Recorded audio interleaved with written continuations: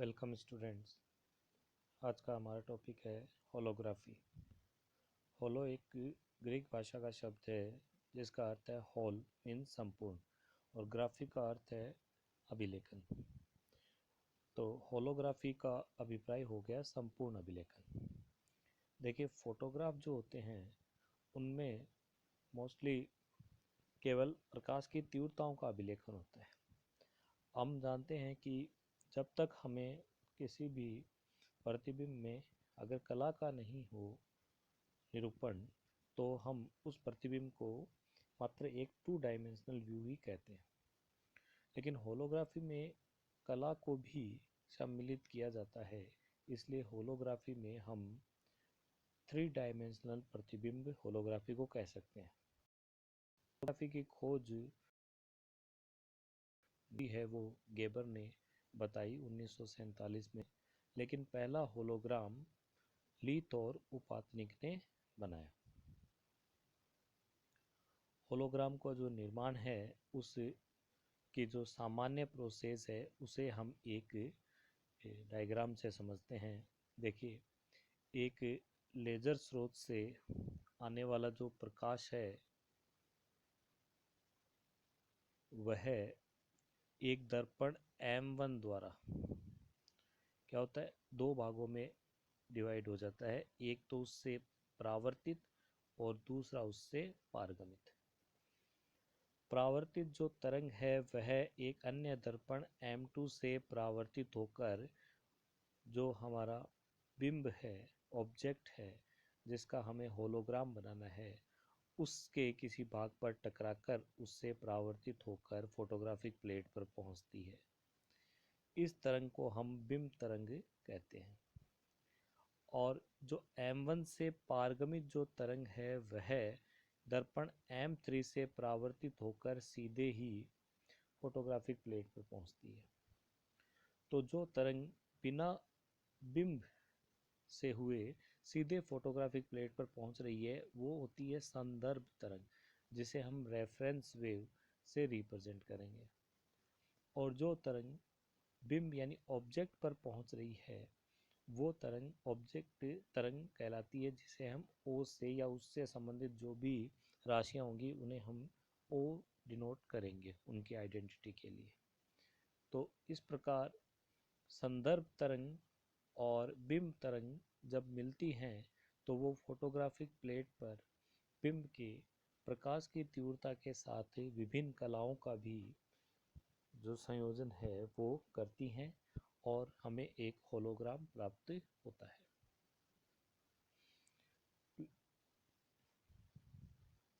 Holography से holograph जो होता है उससे प्रतिबिंब का निर्माण कैसे किया जाता है। अगर होलोग्राम को लेजर प्रकाश स्रोत से उसके ऊपर डाला जाए तो उस से पुनः वस्तु का 3D काल्पनिक और वास्तविक दोनों प्रकार के प्रतिबिंब हम प्राप्त कर सकते हैं। अब जो होलोग्राफी है उसको समझने के लिए हम गणितीय रूप भी उसका पढ़ते हैं। देखिए, बिंब जो तरंग है उसका जो रूप है वो E = A0 cos ω_t + phi लिखा गया है। देखिए, बिंब तरंग जो है वह विभिन्न प्रकार की तीव्रताओं से मिलकर बनती है, इसलिए उसमें जो मुख्य बिंब तरंग में जो मुख्य राशि है वह है उस बिंदु पर जो कला है वो क्या है, और कला को हम यहाँ रिप्रेजेंट कर रहे हैं फाई से।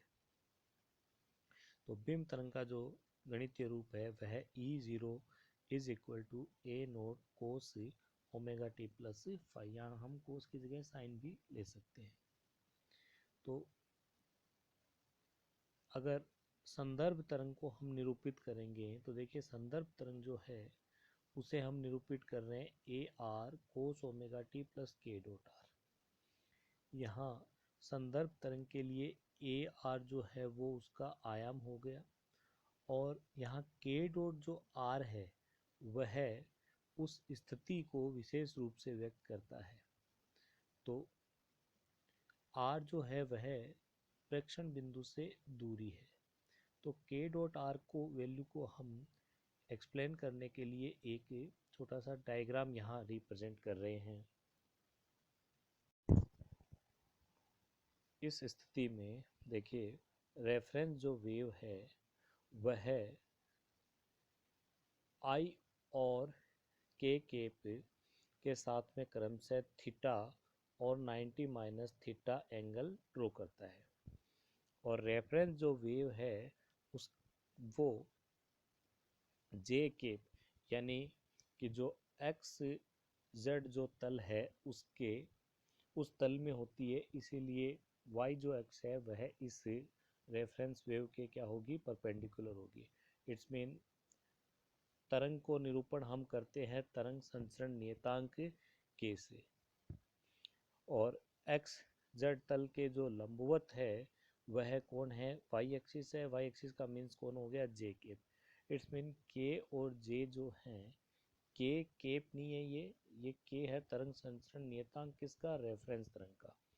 तो के जो है वह जे केप दिशा के क्या होगा, लंबवत होगा। इट्स मीन अगर हम के डॉट आर को एक्स यहाँ पे सॉल्व करें तो के डॉट आर जो है वो एक्स आई केप वाई जे केप और जेड के केप लिखा जाएगा। के का जे के साथ में डॉट प्रोडक्ट हो जाएगा 0, सिंस के एंड जे आर परपेंडिकुलर। और हम यहाँ फोटोग्राफिक प्लेट की स्थिति को हम रिप्रेजेंट करेंगे z इक्वल टू 0। होलोग्राफी जो प्लेट है उसके लिए हम z इक्वल टू 0 मान लेते हैं। तो इसलिए के डॉट जो आर है उसका सिंपल जो फॉर्म है वो एक्स के साइन थीटा हम लिख सकते हैं, और यहाँ x जो स्थिति है उसको हम k साइन थीटा से अलग करते हैं, और k साइन थीटा को हम यहाँ अल्फा से रिप्रेजेंट करेंगे। तो इट्स मीन जो फोटोग्राफिक प्लेट है उस पर जो दो तरंगें आपतित हो रही है होलोग्राफी प्लेट पर, वो एक तो है बिंब तरंग जिसे हमने a naught cos omega t plus five से रिप्रेजेंट किया है, और एक रेफरेंस वेव जिसे हम a r cos omega t plus alpha x. देखिए एल्फा जो एक्स है वह के डॉट आर को हमने सॉल्व करके लिखा है एल्फा एक्स। एल्फा जो है वहाँ वो के साइन थीटा से रिप्रेजेंट किया जा रहा है। नेक्स्ट, अब ये परिणामी तरंग का विक्षोभ है जो ऑब्जेक्ट वेव और रेफरेंस वेव से मिलकर बनी है। तो फोटोलोग्राम की जो प्लेट है उस पे परिणामी तरंग की जो तीव्रता होगी वो इस आयाम के क्या होगी, वर्ग के समानुपाती होगी। यानी कि हमें जो इक्वेशन 3 है इसका क्या करना पड़ेगा, वर्ग करना पड़ेगा। तो जब हम इक्वेशन 3 का वर्ग करते हैं मीन्स हम तीव्रता को बताना चाहते हैं, तो I इज इक्वल टू इस इक्वेशन का हमने वर्ग किया। तो जब वर्ग करेंगे तो प्रथम दो पद तो हमें इन दोनों के वर्ग मिल जाएंगे, और तीसरा पद हमें इनका 2 टाइम्स मल्टीपल मिल जाएगा।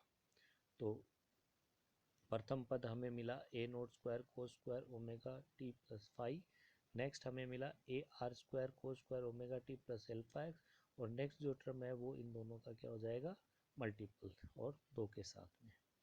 अब हम बात करते हैं औसत तीव्रता की, कि जो रिजल्ट है वो एवरेज वैल्यू हमें देखने के लिए हमें यहाँ cos square omega t plus five और cos square omega t plus alpha x और बाकी के जो पद हैं उनका हमें क्या लेना पड़ेगा, एवरेज लेना पड़ेगा।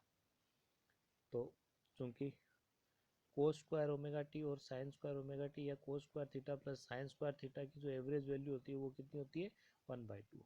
और अगर सिंपल साइन और सिंपल कोस हो उनकी एवरेज वैल्यू क्या होती है, 0।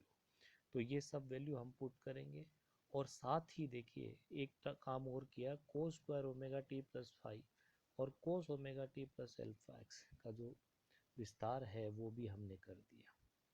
तो यहाँ हमारे को जो टर्म्स मिली उन टर्म्स में पहली एवरेज वैल्यू के लिए आ गई, बाकी में जो देखिए जो स्क्वायर में अगर टर्म्स मिल रही हैं तो उनकी भी हम एवरेज वैल्यू ले लेंगे, और सिंपल अगर कोई वैल्यू है साइन थीटा या कोस थीटा या उनका जो एवरेज है वो टर्म हम ले लेंगे 0।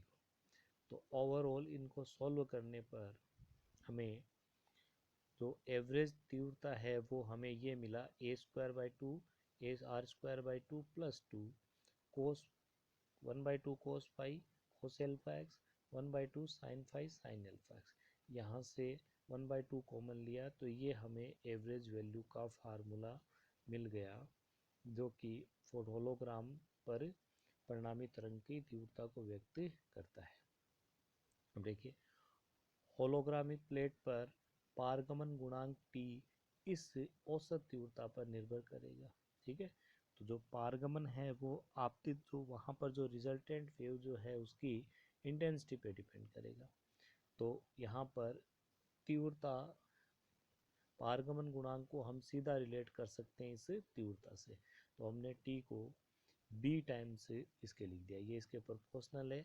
तो अब यहाँ हम b टाइम्स 1/2 a² और b टाइम्स 1/2 ar² जो है इस वैल्यू को हमने t0 एक कांस्टेंट से रिप्रेजेंट कर दिया, क्योंकि ये ऑब्जेक्ट वेव और रेफरेंस वेव के आयाम के वर्ग के सीधा रिलेटेड है। और बाकी की जो टर्म है वो देखिए वह कला को लिए हुए है। ये जो टर्म है a0 ar cos alpha x minus phi, ये जो टर्म है ये कला को लिए हुए है। यही होलोग्राम की मुख्य खास बात है कि बिंब तरंग जो अलग अलग बिंदुओं की जो कलाएं होंगी उनको ये सम्मिलित किए रहेंगे। इस प्रकार फोटोग्राफिक प्लेट पर एक प्रकार की ग्रेटिंग बन जाती है। इस प्रारूप में प्रकीर्णित प्रकाश आयाम वह कला दोनों सूचनाएं पूर्ण रूप से निहित है। देखिए, इसमें T0 है वो आयाम वाली टर्म है, और ये जो कोस एल्फा एक्स माइनस फाइव वाली टर्म है ये है कला की टर्म है। तो अगर हम इसको ग्राफीय निरूपित करें तो हमें देखिए कि T0 जो कांस्टेंट है जो जुड़ रहा है इसमें, ये एक कांस्टेंट टर्म मिल जाएगी, और बाकी की जो कोस वाला जो टर्म है जो कला को लिए हुए वो इस रूप में प्राप्त होगा। तो यह रिजल्टेंट वेव होलोग्राफी प्लेट पर बनेगी। अब होलोग्राफी प्लेट से पुनः हमें होलोग्राम बनाना हो, यानी कि जो बिंब है उसका प्रतिबिंब अगर हमें प्राप्त करना हो, तो हम होलोग्राम पे क्या करेंगे, डालेंगे लेज़र लाइट डालेंगे। तो होलोग्राम पे जब लेज़र लाइट डाली जाएगी तो प्लेट से निर्गत तरंग आपतित निर्गत तरंग की T गुना होगी। ठीक है, तो प्लेट से T जो है होलोग्राफी प्लेट का हो जाएगा रेफरेंस वेव। रेफरेंस वेव जो है उसके T टाइम्स मल्टीपल में हमें वापस जो होगी वह पारगमित तरंग प्राप्त होगी। तो यहाँ हम T और ER रेफरेंस वेव जो है उनको वापस मल्टीपल में लिखते हैं। तो ये हो गई T की वैल्यू और ये हो गई रेफरेंस वेव की वैल्यू। जब हम इनका मल्टीपल करते हैं और इस टर्म को सॉल्व करते हैं, और जब हम इन्हें अलग अलग लिखते हैं, a0² ar² के साथ में कोस की टर्म आ गई, और इधर a0 ar² के साथ में कोस, और कोस ये जो वैल्यू है ये हमें प्राप्त हुई। फाइनल अगर हम देखें तो हमें 1/2 a0² ar² कोस omega t plus alpha x 1/2 a0 ar² कोस ओमेगा टी प्लस फाइव, और 1/2 a0 ar² कोस omega t plus 2 alpha x minus five. यहाँ देखिए हमें तीन जो पद है वो प्राप्त हो रहे हैं। समीकरण जो इस इक्वेशन 6 जो है इसमें हमें तीन पद प्राप्त हो रहे हैं। प्रथम पद निर्देश तरंग का क्षीणित रूप है, ये जो है प्रथम पद जो हमारी निर्देश यानी रेफरेंस वेव है उसका क्षीणित रूप है। ठीक, नेक्स्ट द्वितीय पद बिंब तरंग के समरूप है, ये जो है ये बिंब तरंग के समान पद हमें प्राप्त होता है, और यह काल्पनिक प्रतिबिंब को निरूपित करती है। और तृतीय पद जो है इसमें कला जो है वो -फाई ऋणात्मक है, और यह एक वास्तविक प्रतिबिंब का निर्माण करती है जो कि होलोग्राम कहलाता है। कला और आयाम दोनों की सूचनाओं को लिए हुए बना एक वास्तविक प्रतिबिंब होलोग्राम हो गया। तो इस वास्तविक प्रतिबिंब को फोटोग्राफिक प्लेट पर अभिलेखित कर सकते हैं। तो इस प्रकार हम होलोग्राम का जो है, होलोग्राफी जो है, उसका गणितीय विश्लेषण हम कर सकते हैं।